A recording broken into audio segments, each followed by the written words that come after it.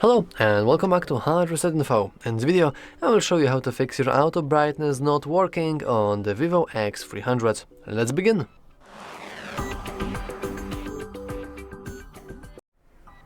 And all you want to do is you can just expand the control center, and in here we have our brightness bar, and all you want to do is just enable that A button, which will enable, you guessed it, auto brightness. Now if you for any reason you can't do that, we also have the other way of doing that, and it's by simply going into the settings, then going into display brightness and eye protection, and finally we have auto brightness right here as well.